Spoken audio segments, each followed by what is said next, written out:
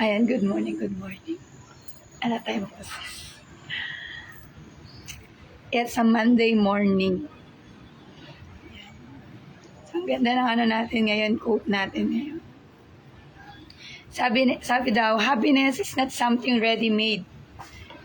It comes from your action. Yan. Oo nga naman, tama. Yung pagiging masaya or pagiging masayahin,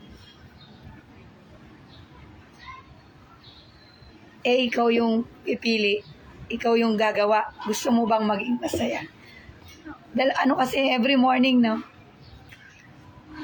May umaga kasi na pagising natin, malungkot. Wala sa kondisyon. Kasi nakikita natin, magulo. Pero tayo ang pipili kung gusto ba natin maging masaya or malungkot. Kumbaga, hindi yan agad-agad na ibibigay sa isang tao. Pero, pwede kang magkaroon nun ng happiness kung ikaw ay isang positibong tao.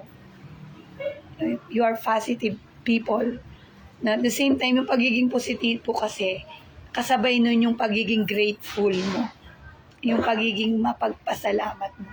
Actually, the morning na you wake up, no, nagising ka, na malakas ka, nakakatayo ka, may boses ka, isa na yung pagpasasalamat, no, sa ating Ama. So, dapat maging masaya na tayo doon sa nagising tayo. Tama mo ba? So, thank you po pala, no, yan yung natin, word of the day. No, it's a Monday morning. Thank you po pala sa mga positive comment. Sabi daw, ituloy daw. Ayan, kahit walang boses. No, and congratulations sa mga nag-set ng kanilang home party, lalo na sa ating new business partner, partner Jordan Zaraga from Navy. Ayan, congratulations. I know yung lola at nanay mo at yung mga kapatid mo ay proud sa'yo. No? May skills ka na dapat i-push. No? Kaya kung gusto mong ma-push yan, invited ka sa 17. Tama? Yan. So, it's a Monday morning. Kumusta? Marami bang alalahanin? Kasi malapit na naman yung akin si Jess na ngayon. No? So, don't worry. Be happy. No? I-accept mo lang kung ano yung situation mo ngayon and be grateful. Kasi meron kang chance na ayusin kung ano man yung sitwasyon mo ngayon. No? Grabe na, napakaganda ng words of encouragement ngayong Monday na to. Congratulations din kay Ma'am Cristina Marquez na kasama ko maghapon. Grabe na nalaman niya yung buong maghapon ko kung ano yung ginagawa ko. So congratulations Ma'am Cristina Marquez, and I hope this week makapag-set ka ng home party dyan sa bahay mo, sa barangay mo. Now, always remember, sabi nga dito, your smile makes you glow in any weather. Never lose your beautiful glow, it makes yours shine. Yung ngiti natin, no? Kaya nga kanina, habang naglalakad ako, yung tawag sa akin, smiling face. Ikaw kasi yung mag-create ng energy na gusto mo. Pero hindi nila alam, di ba, maraming challenge, madaming challenge. But you have a choice. Ang dami mo na ng challenge, ang dami mo nga iniisip, nagiging malungkuting ka pa. Tama? Kaya dapat maging masaya ka. Sabi dito, napakaganda nung yung gustong-gusto ko dito, The best way to start your day is with positive attitude. And may kasunod, and a grateful heart. So no matter what, anong challenge mo, ano yung sitwasyon mo ngayon, good or bad, o kumbaga sa pakiramdam mo, pasan mo na ang daigdig mo. Always remember, pipili ka lang. Ano yan? Nanamnamin mo yung kalungkutan. Malungkot ka na nga tama? So hanapin mo.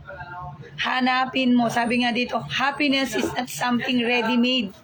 Kumbaga, hindi yan ready-made ng pagiging masayahin. It comes from your action. And before you action, decide it. Kaya ngayon, kung malungkot ka, marami kang alalahanin. I know you at alam ko nanonood ka. Decide first. Ikaw ang pipili kung anong klaseng araw meron ka.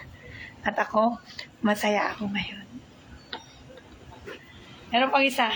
Ang ganda yan, thanks God. Challenge yourself every day and push yourself and reminders to live an exciting life. By constantly challenging yourself. So, challenge yourself. Kaya wala na akong boses, no? Pero nakaka-motivate kasi napaka-positive ng comment ng mga ating viewers. So, this is for you. Challenge yourself na maging masaya ka in spite of. Kasi yan yung magiging momentum mo everyday to level up. Especially Jordan Zaraga, na ang dami niyang gustong gawin, ang dami niyang pangarap. Ba't nalilimitahan siya ng kanyang iniisip, ng kanyang emotion? So kung nanonood ka, Jordan Zaraga, at sa mga ibang kabataan dyan, na ang daming-daming pangarap, ang laki ng pangarap, pero nakokontrol sila ng kanilang mindset, ng kanilang emotion. So this is for you. Challenge yourself. Challenge yourself today. Wake up, stand up, labas ka dyan sa comfort zone mo. Pumunta ko kung saan yung momentum, kung saan yung energy na nakakapagbigay sa'yo ng positive energy. Ito ay para sa mga kabataan, kamukha ni Jordan Zaraga. Nakaka-inspire. Maraming kabataan dyan. Gusto magtrabaho, gustong gawin yung pangarap, pero nalilimitahan sila ng kanilang sarili, ng kanilang emotion. So, again, it's your choice. It is your choice to be happy. Yung pagiging masaya sa buhay. Okay? So, yan muna. O, shoutout muna tayo. Thank you po, Boss Mark Queen Lopez, sa everyday na pag-post, sa pag-guide sa amin. At excited na po kami sa Tarlac sa inyong muling pagbisita sa amin. Ganon din sa mga leaders, no, ng Marvelous Tarlac, Marvelous Bataan, Marvelous ng Manila, ng buong team ng DXN. No, at sa iyo partner, mga newly promoted, no, grabe, congratulations. Sa mga new distributor, no, yung mga new distributor, grabe, congratulations. Always remember, hindi lang basta ikaw ay member, hindi lang ikaw basta may code ng DXN, at hindi yan basta-basta. It is an international business, global, 180 countries. Yeah, congratulations sa mga new business partner natin, like Camille Lagman, no? Cristina Marquez, Jordan Zaraga, at Sir Jerry Gavina. Congratulations. Kaso hindi natin makikita kung gaano kaganda yung ating network if we hindi natin challenge yung sarili natin. Discoverin kung anong meron dyan sa code mo. Ay, ganun din kay Raquel Nasis. Yan, congratulations. No? Congratulations din sa'yo, partner. I'm excited na maging business partner nyo. No? Again, see you next video. I hope nakapagbigay tayo ng motivation sa bawat isa. See you next video. Bye-bye!